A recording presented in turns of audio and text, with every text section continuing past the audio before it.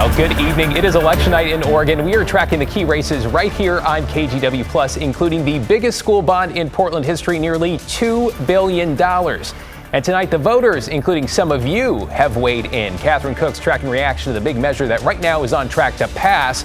We'll show you just how close it is. And while turnout appears to be sluggish, more on that in a bit, results are pouring in across the Portland metro and beyond.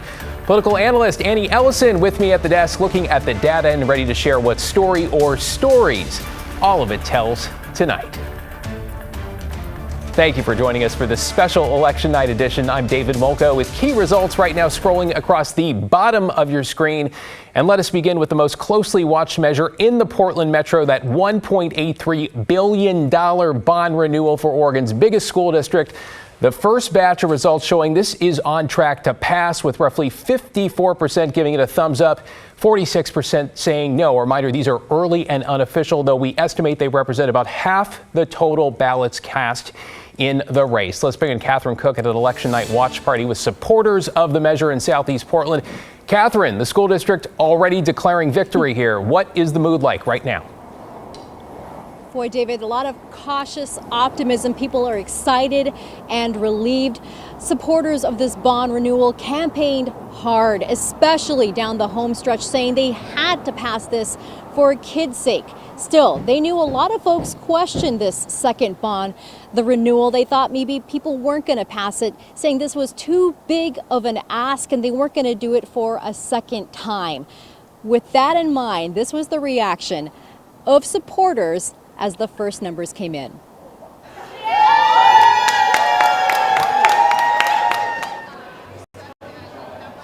A lot of those cheers were from parents, many whose kids attend one of the 3 high schools that the bond renewal will really impact.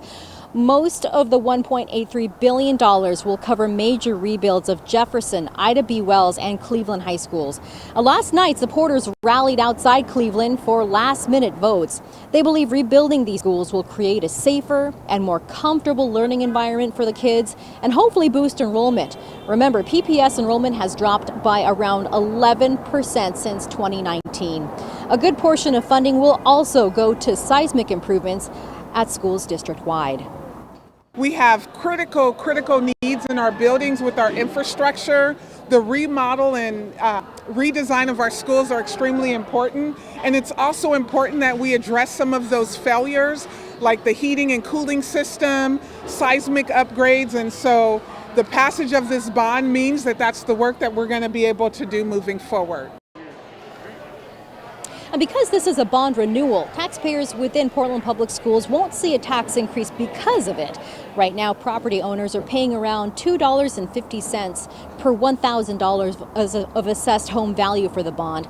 And one more thing, the school district's proposed $2 billion budget for next year, which board members approved last night, was created on the assumption that this bond was going to pass. So guys, just one more reason why folks here tonight are breathing a huge sigh of relief. David.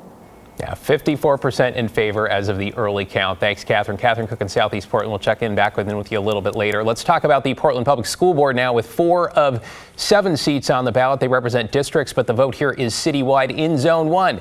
Christy Splitt is far out in front here with 77% of the vote. Splitt has worked as a high school teacher and in the Oregon legislature and was appointed to the seat 3 months ago. Keep in mind the winner here will only serve 2 years since they are filling the remainder of a term. Let's go to Zone 4. It looks like incumbent Herman Green is on track to lose his seat. Rochelle Chase Miller, who's earned the teachers union endorsement, is out in front with 56%. Green has been on the board since 2021. Chase Miller there has a background in early childhood education and is the director of the Smart Reading program. Okay, to Zone 5. This is an open seat. Virginia LaFord, a marketing strategist in PPS Parrott, is leading there with about 55% of the vote. She's facing off against Jorge Sanchez Bautista, 18 years old, and a senior at McDaniel High School. We spoke with LaFord before results started coming in about what she would bring to the seat. Spent about the last 15 years here in Northeast Portland, and I've been a longtime champion for students, and I'm also a mom. We have a lot of big problems that need some experience. Okay, let's talk about Zone 6. Stephanie Engelsman is leading with more than 78% of the vote. This, by the way, is Multnomah County Commissioner Julia Brim-Edwards' seat.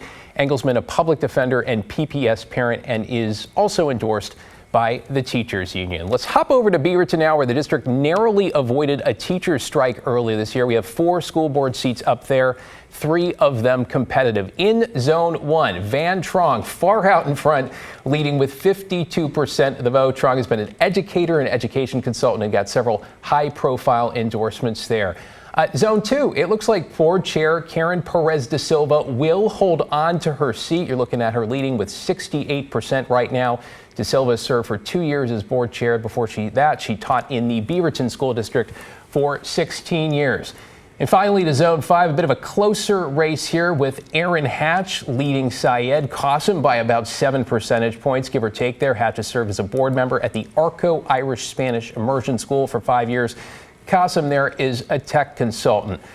Let's also talk about taxes, right? Elephant in the room, so to speak, in Washington County. Voters weighing in on a $421 million bond. This is in Tigard, Tualatin, one that would raise property taxes to replace or renovate 5 schools.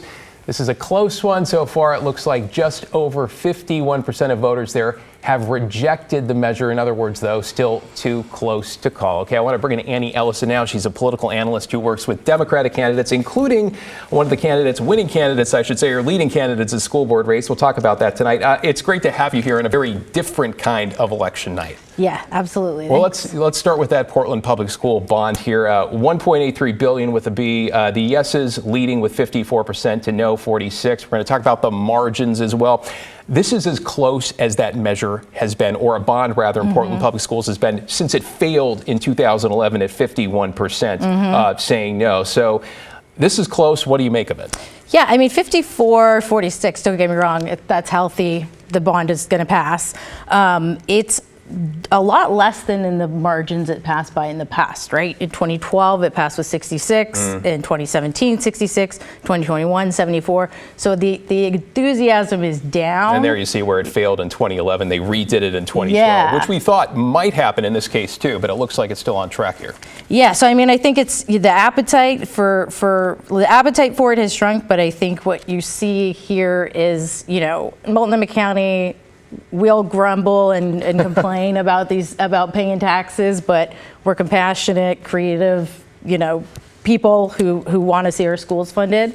I also think that the awareness raised, you know, by the teacher strike, right. Say what you will about it. And the awareness by the district. I mean, you know, you've got the leaflets here showing, you know, this is what we're going to do with the upgrades. We're going to make these seismic upgrades. There was a sort of questions from the Oregonian Willamette Week. Well, Oregonian initially endorsed, said vote no. Then they said it was yes reluctantly, and then it was yes. Willamette Week was no. Yep. But the communication and transparency, you think, was enough to get this through? I mean, I think that it has sunk into the average voter that we got a problem in our schools, right? Like I can even remember their chants, like the rats, mold, hot, cold, right? Like it's sunk in. So the right? test scores and everything else we're talking about, the infrastructure as well. And I think, you know, people realize that, you know, we need to build high schools that people want to send their kids to, that they want to go to. I want to ask you about the school board race here. Yeah. This is Zone 4. It's between incumbent Herman Green and the challenger Rochelle Chase Miller, a literacy advocate, backed by the teachers union. You have also been working with her.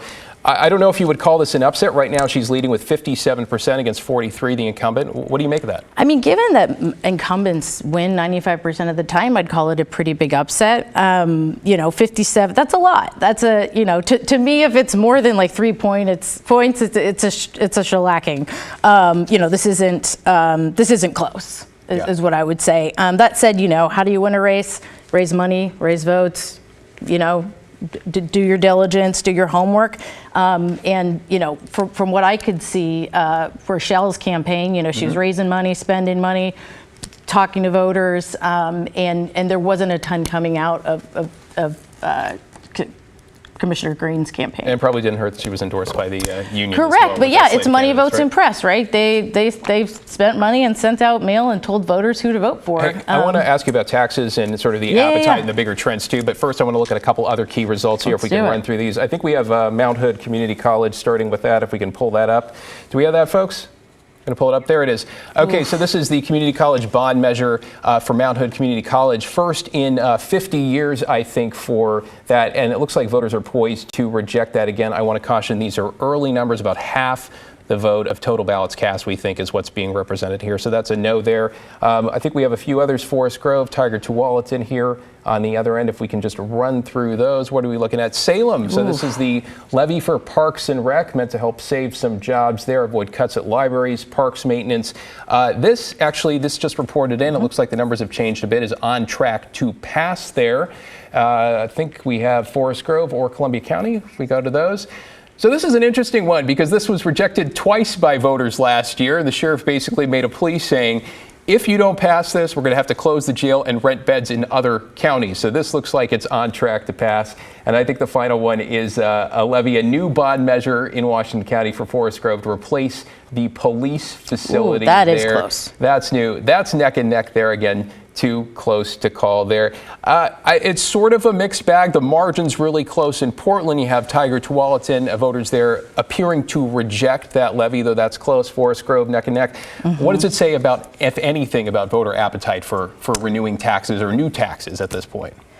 I mean, so Salem passing the parks bond, that seems, and Portland seems kind of to be the outlier. But it's that uncertainty. It's that people are uncertain about what's going to happen, what's happening with the economy, what's happening with their jobs. Like, there's a lot of newness, right, with the coming down from the federal government. And when you say uncertainty, you mean the President Trump and his policies, federal cuts, all of that. Yeah. How it trickles down to education, how it trickles down to everything. Yeah, and I would say like 54%, like this is 20 points lower than in 2021, right? So Trump 1.0, right? That would have been the 2017 election. We're talking about the Portland Public Schools bond here and how wide that margin is. Yeah, so we're down 20, right? So that, to me, that's information. Just really quick here before we go, I just want to ask you about voter turnout, because in Multnomah County, it's hovering around 18% as of this afternoon. This is a chart that shows where it was in May special elections in previous years. So everything from up in the 30s, 40, 18, 31, 16, 25, and 30. So really, we're on the lower end here with county officials in Multnomah County estimating turnout may be at 20%. What does that say to you, if anything? I mean, it's not great. That's like diabolically low. Do you think do you think it's apathy, disengagement from politics? We talk about sometimes, because you represent progressive Democrats, bad time to be a Democrat right now? It's a bad day to be a Democrat for sure. I always like being a Democrat. But yeah, it's a hard day to be a Democrat.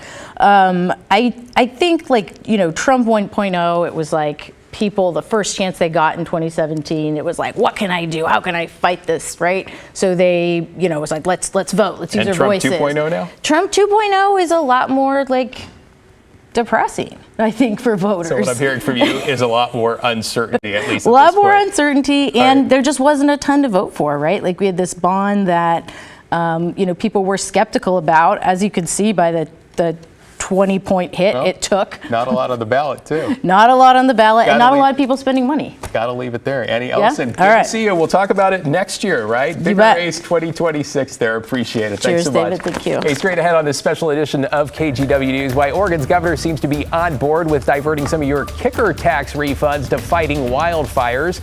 Matt, how's it looking out there? Matt? One of the benefits of going on at 9 o'clock at night this time of the year is that it's still light out, at least from the northwest corner of the lower 48 states. Look at that. Since some light out of the coast right now, the clouds are clearing, 53 degrees there. Still a few last gasp showers over the valley right now, but they won't be around tomorrow, and the weekend forecast for the holiday looks really good. Oh, can't argue with that. Plus, why a Memorial Day tradition that goes back decades is now facing a boycott. For the city to just basically rain on our parade, it's just not right. With some charter boat captains in Depot Bay saying this year they're sitting it out. We have much more news and new results as they come in ahead. We're back in just 2 minutes. We have now issued a weather impact alert. We could expect conditions in some parts of our area to change drastically pretty soon, right? And very quickly, yeah. This is significant rainfall coming our way. You'll definitely want to be extra cautious. It's certainly becoming increasingly hazardous. We've got the potential for some tree limbs or even trees or power lines to come down. Of course, when you hear thunder, it's always best to take cover. On weather impact alert days, stream extended coverage on KGW+.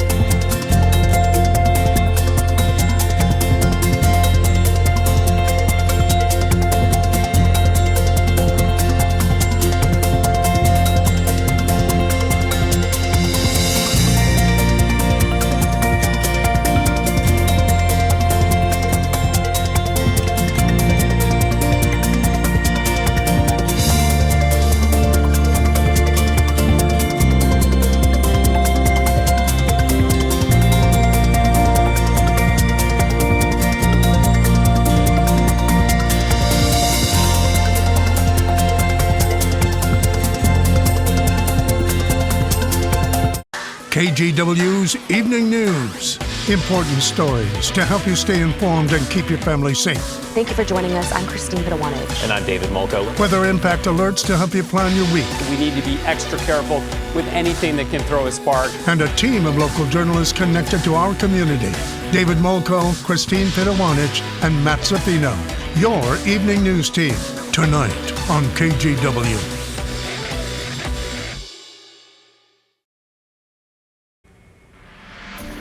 Welcome back. We're tracking the latest results in Oregon's special election tonight. The biggest talker, Portland Public Schools' $1.83 billion bond renewal facing its closest margin since 2011 when it failed. Early results showing voters have accepted the proposal with just under 54% voting yes. Portland Public Schools declaring the victory for the bond less than an hour ago. Superintendent Kimberly Armstrong saying in a statement in part, quote, "We are incredibly grateful to the Portland community for once again standing with our students and saying yes to the future of public education." Portland Public School Board, by the way, incumbent Herman Green is on track to be unseated in Zone 4. Green has been on the board since 2021. Right now, Rochelle Chase Miller, who earned the teachers union endorsement, is out front there with 56%. Also, Columbia County voters were asked once again to step up after saying no twice to keep the jail operational. Looks like that's on track to pass. 64% saying yes in these early results. We'll keep you updated on that. Let's talk about Oregon Governor Tina Kotek now signaling support to withhold part of next year's tax kicker refund to cover the ballooning costs of fighting wildfires. Kotek suggests holding back $1 billion worth of the forecast $1.6 billion refund to help shift firefighting resources from urban to rural areas. Oregon law requires 2/3 of lawmakers to agree to suspend the refund, which means Democrats would need some Republican support. House Republican leader Christine Drazen firing back against that idea. Yeah, the governor is making a decision she doesn't have to make that harms Oregonians. I mean, right now, Oregonians are struggling under the weight of the cost of living in this state. And the kicker absolutely supports them, absolutely helps them. And there are a lot of ways to fund wildfires in Oregon. And we figure it out each and every year. Alma McCarty will take a deeper look at this issue with more from Representative Drazen. That's tonight on KGW News at 11.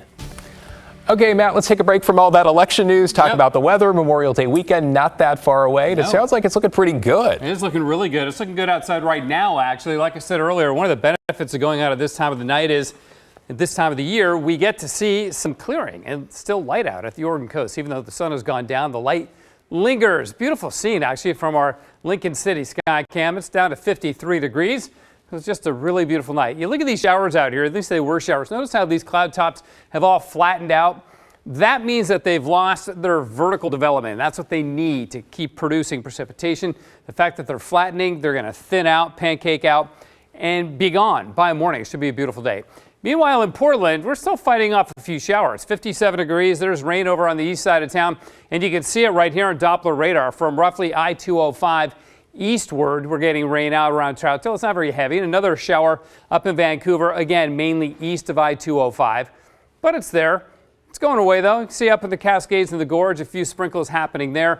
And if we widen out a little farther, there are still some showers pouring in from offshore. So it's going to take the overnight hours, I think, for these to really go away. The sun is down, and yet these showers are still forming. So that tells us that the air is still unstable enough to produce a few showers from roughly Columbia County northward and then also into southwest Washington. But again, by tomorrow, they should be basically out of here completely. 57 in Portland right now. But McMinnville is already down to 52, so it's getting chilly. Hood River is down to 54. And in fact, out in the Hood River Valley, there is a frost advisory up for tomorrow morning. Temperatures won't drop to freezing, not to 32, but they don't need to allow frost to form. You can get frost forming even when the air temperature is about 35 because it's just a little bit colder at the ground. We measure the temperature about 5 feet above. So again, frost advisory for the Hood River Valley tomorrow morning.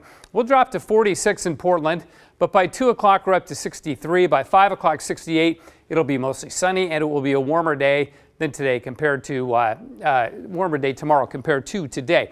Now here's the big picture. You see another system out here, right?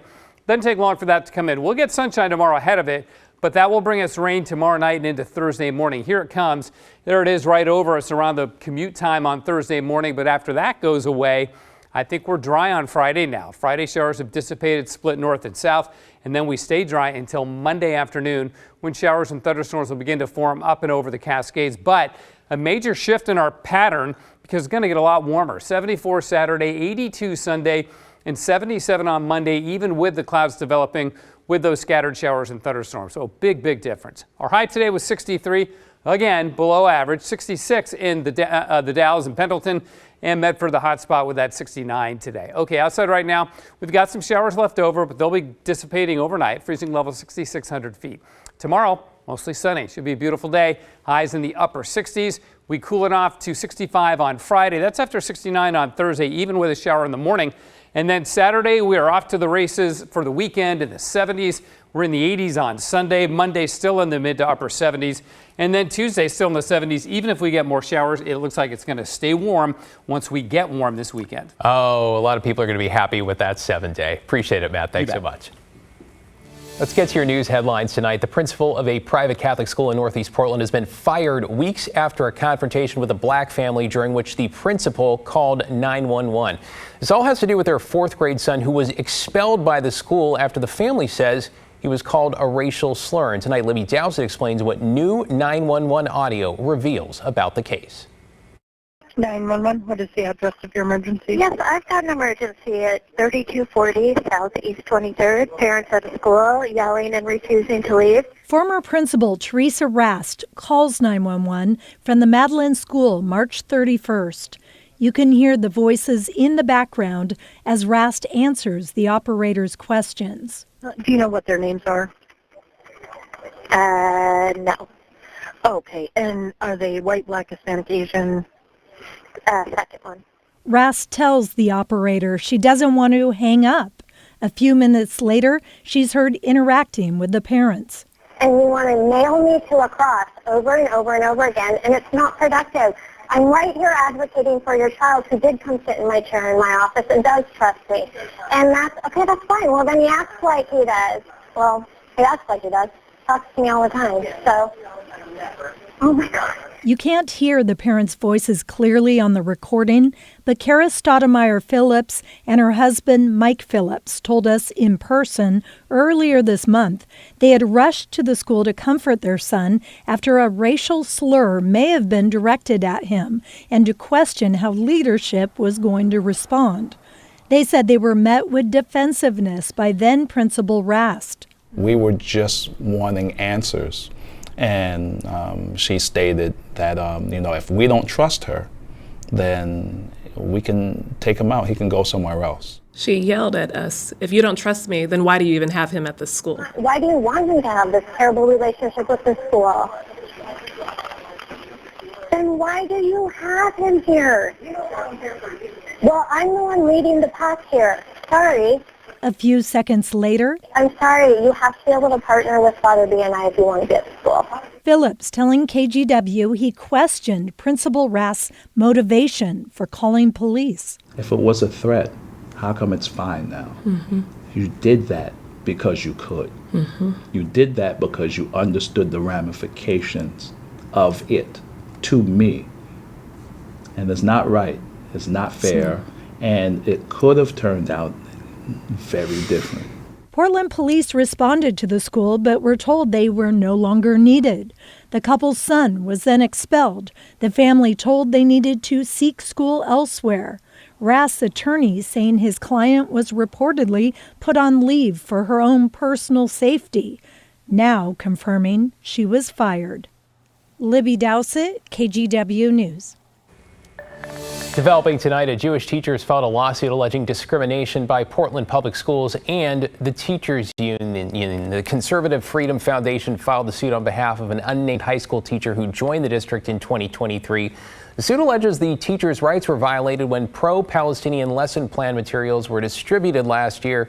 He wants a judge to declare the move unconstitutional and wants damages, alleging these suggested lessons unfairly demonized Jews and created a biased and unsafe environment. The Teachers Union removed the material from its website last June after pushback from Jewish community leaders. We've reached out to Portland Public and Teachers Union. Both declined to comment. In southern Oregon, investigators have wrapped up a multi-day search at a wild animal park, seizing more than 300 animals. Authorities say this followed a lengthy investigation into how the West Coast Game Park Safari near Bandon was caring for animals, along with questions about permits and business practices. Now, most of the animals were moved to sanctuaries or rescue centers, though at least 3 were euthanized. Records show the park had already faced recent violations, including malnourished big cats and food stored in trash cans contaminated by rodents. To Washington now, where Governor Bob Ferguson signed the state's new budget into law. Washington's facing, of course, a multi-billion-dollar deficit, and legislators passed a budget that makes cuts to state services and raises taxes on the state's top investment earners, as well as most businesses. The gas tax also going up 6 cents a gallon. Here's some of what the governor said about where lawmakers landed. I hear those concerns. I hear it loud and clear. We did our best in this budget to balance our approach and also try to take an approach that sets us up for the future. Ferguson rejected earlier budget proposals during the legislative session, saying budget writers were relying on too many new taxes. He says he wants to see how these new taxes work and is not opposed to making changes in the future. In Salem, Oregon, lawmakers have passed a bill that prohibits housing discrimination based on immigration status. Supporters say it ensures that no one in Oregon will face housing insecurity because of where they were born. It also expands acceptable forms of identification for renters. That bill now heads to the governor's desk. Developing this evening on the Oregon coast, a decades-long Memorial Day tradition is now the target of a boycott, with some charter captains at odds with the city. Devin Haskins has the details from Depot Bay. The Fleet of Flowers has been a staple here in Depot Bay for 80 years. It is a memorial at sea for those that have lost their lives to the water. But now charter boat companies and captains are using it as a means to get their voices heard by what they're calling unfair fees and regulations imposed by the city. This year, some charter companies are boycotting the annual tradition. Instead of taking part in the memorial at sea, they'll keep their boats tied to the docks in protest of new fees that they say are hurting their business. That includes a new storage fee for crab pots that in the past weren't charged and storage rules were more relaxed, and a fuel surcharge that captains say has them refueling in other ports to save money. They're really trying to pass that on to the mortgage holders of Depot Bay and businesses here, and you know, it's finally to that point where we need to say something. Enough is enough, and we're sick of it. The city of Depot Bay says that fees help cover services and maintenance at the harbor. The city wrote in a statement on its website that says claims of financial mismanagement are unfounded and that it routinely looks at fees and charges to keep the harbor viable. The Fleet of Flowers is still happening, just without several of those charter boats taking place, instead replaced by other boats. You see that bridge behind me? It'll be filled with hundreds of people watching as boats exit the harbor and then lay wreaths in the ocean in honor of those that have lost their lives at sea. And if you'd like to watch it, it is this Monday, Memorial Day, and it starts at 11. In Depot Bay, I'm Devin Haskins, KGW News. Wherever you stand on that issue, still important to honor the ones we've lost. That wraps up this special election night edition of KGW News. Be sure to join us at 11 for the latest results and reaction as they come in. And in the meantime, head to kgw.com or the KGW mobile app for up-to-the-minute results. I'm David Molko. Thanks for watching. We hope to see you right back here at 11 tonight. Take care.